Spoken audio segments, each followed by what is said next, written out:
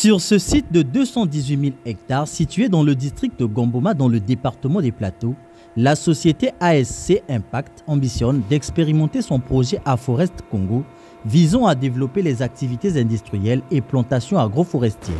Après la phase d'identification et de délimitation de ce site, les ministres de l'économie forestière et celui des zones économiques spéciales et de la diversification économique, accompagnés des investisseurs et autorités locales, ont effectué une mission d'inspection ce 26 juin 2024. Tous s'imprègnent ici de la cartographie de ce site.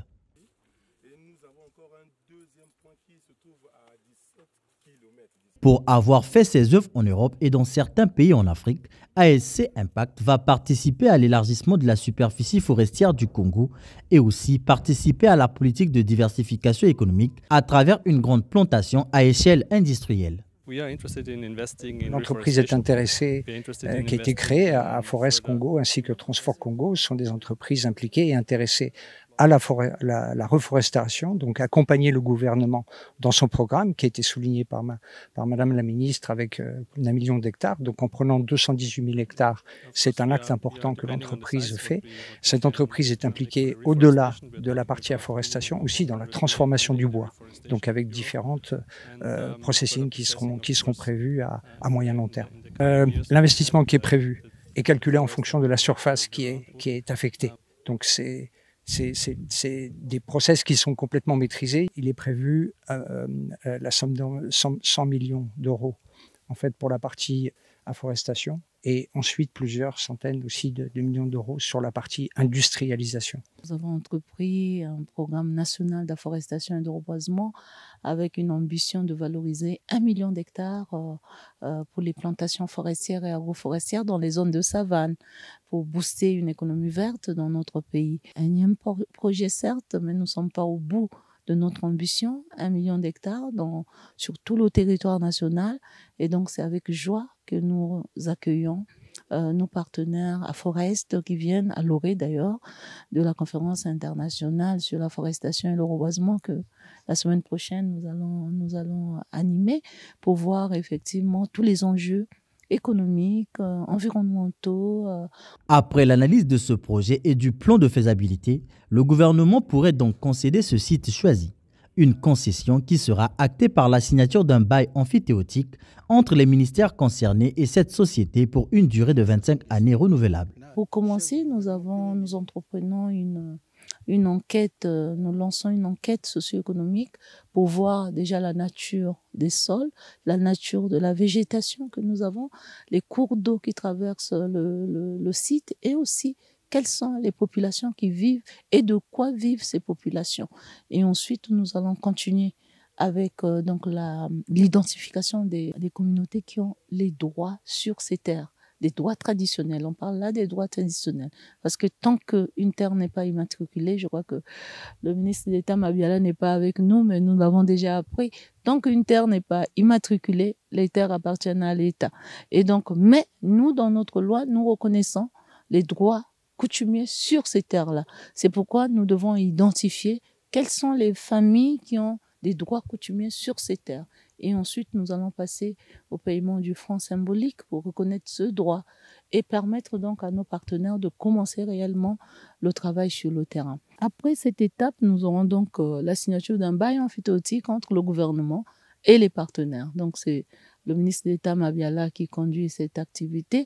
Nous sommes toujours sur la table avec le ministre en charge des zones économiques spéciales, lui qui s'occupe du volet de la zone économique spéciale, et puis le ministère des Finances qui s'occupe donc de toute la fiscalité.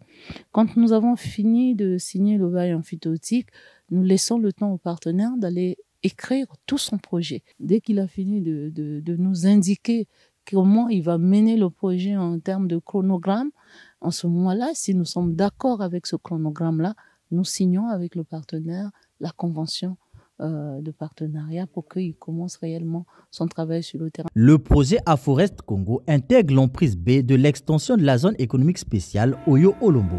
Une fois opérationnel, ce projet permettra de créer des unités économiques qui vont générer des milliers d'emplois au profit des jeunes. Notre partenaire avait besoin donc d'un certain nombre d'hectares avec donc des spécificités très précises.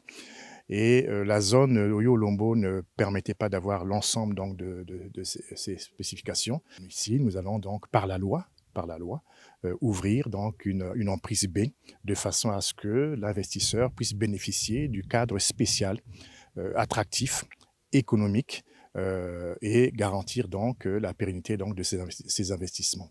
Et ici, en guise de valeur, c'est vraiment créer des chaînes de valeur à forte main-d'œuvre, à forte valeur ajoutée, de façon à ce que nous puissions donc simplement créer des emplois. Que nous mettons un accent particulier, un point d'honneur à faire en sorte d'accompagner les partenaires pour que dans les plus brefs délais, ils puissent commencer à s'installer et qu'on puisse revenir ici avec vous, toucher du doigt les réalisations concrètes qui doivent se dérouler donc, dans ce département. Le projet se présente comme une valeur ajoutée pour les communautés locales. Je suis très heureux, très comblé du fait que le gouvernement pense au district de Gamboma. Hier, nous étions sur un projet Eco-Zamba. Aujourd'hui, nous sommes sur un deuxième projet. Et tous ces projets contribuent à l'amélioration des conditions de vie des populations du district de Gamboma, à donner de l'emploi aux jeunes. Je suis persuadé qu'il va se réaliser comme les autres projets. Et nous souhaitons, nous prions que cela se réalise pour le plus grand intérêt, le plus grand bien des populations de Gamboma. Ce projet, qui arrive à son terme à l'approche de la conférence internationale sur l'afforestation et le reboisement, fait partie intégrante de la décennie africaine et mondiale de l'afforestation et du reboisement prônée par le président congolais Denis Sassou Nguesso. Il s'ajoute à d'autres initiatives développées dans le pays ayant le même objectif.